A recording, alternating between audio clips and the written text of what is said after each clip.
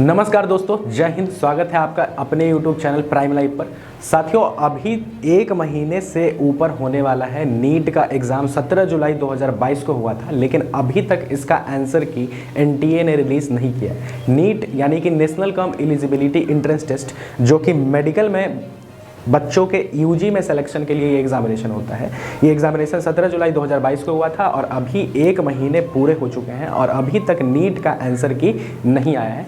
जितने भी एस्पायरेंट्स हैं, जितने भी नीट के एस्पायरेंट्स हैं, तकरीबन 18 लाख बच्चों ने नीट का एग्जामिनेशन दिया था और 18 लाख बच्चे अभी तक नीट के आंसर की का वेट कर रहे हैं, लेकिन अभी तक NTA ने इसको अनाउंस नहीं किया है। और ये बहुत दुखद बात है, क्योंकि अगर आप SSC को ऑब्जर्व करें तो जितने भी बच्चे, जितना भी रिक्रूटमेंट प्रोसेस होता है, अगर 50 लाख बच्चे भी एग्जामिनेशन दें तो जो आंसर की है वो तकरीबन 10 दिनों के भीतर जारी कर दिया जाता है। लेकिन नीट का एग्जामिनेशन एक महीना से ऊपर हो चुका है एग्जामिनेशन को कंडक्ट किया और अभी तक NTA ने आंसर की को अनाउंस नहीं किया। जब पहले नीट के पहले AIPMT होता था, जिसे CBSE कंडक्ट कराती थी। CBSE भी इतना डिले नहीं करती थी आंसर की को रिलीज़ करने में, उसके बाद आपका जो रिज़ल्ट है उसको रिलीज़ करने में। तकरीबन प्रोसेस जो था वो बहुत फास्ट था। NTA बार बार कोर्ट में, जब भी NTA को सुप्रीम कोर्ट में घसीटा जाता है या हाई कोर्ट में घसीटा जाता है एग्ज़ाम के पोस्टपोनमेंट को लेकर या किसी भी चीज़ को लेकर, तो उनका दावा हर हमेशा यही होता है कि वो एग्जामिनेशन प्रोसेस को फास्ट बनाना चाहते हैं। लेकिन उनके हरकतों को देख कर ऐसा लगता है कि वो एग्जामिनेशन प्रोसेस को और स्लो करते जाएंगे। अगर आप पिछले साल की बात करें तो काउंसलिंग में इतना डिले हो चुका है, पिछले साल के काउंसलिंग में इतना डिले हुआ था कि सेशन तकरीबन 6 महीने से भी ऊपर लेट चला गया था। और सेम इस बार भी मुझे ऐसा ही लग रहा है कि अगर ऐसा ही डिले चलता रहा, अब जाके आपका अगस्त आ चुका है, अब फिर सितंबर आएगा। सितंबर में अगर वो रिजल्ट देते हैं, सितंबर एंड में काउंसलिंग करते तो वो पूरा साल निकाल देते हैं। इस तरीके से ये बच्चों के कैरियर के साथ एक तरीके से खिलवाड़ ही आप इसको मान सकते हो।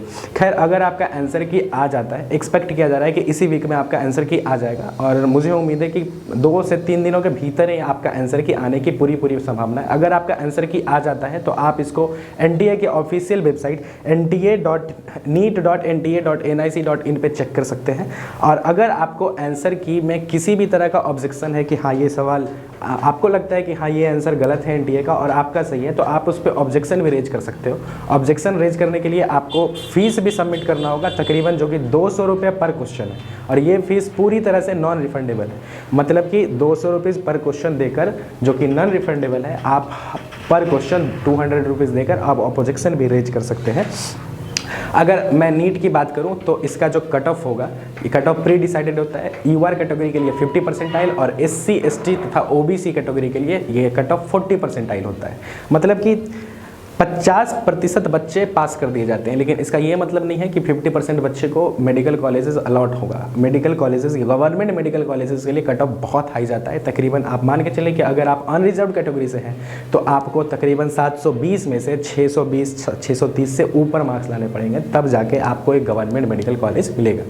तो फिर अगर आप समझना चाहें कि इस कट ऑफ का क्या फ़ायदा है 50 परसेंटाइल का, तो बस 50 परसेंटाइल अगर आपका कट ऑफ पार कर जाते हैं वो, तो आप प्राइवेट कॉलेजेस में एडमिशन सकते हो। बाकी गवर्नमेंट मेडिकल कॉलेजेस के लिए कट ऑफ काफ़ी हाई जाता है। उम्मीद है आपको ये बातें समझ में आई होंगी और NTA से मैं ये गुजारिश करूंगा कि वो जल्दी रिजल्ट अनाउंस करें, जल्दी चीज़ों को फास्ट करें, ताकि बच्चों का जो एकेडमिक्स है वो ज़्यादा डिले ना हो। मिलते हैं आपसे बहुत जल्द अगले वीडियो में, तब तक के लिए जय हिंद, वंदे मातरम।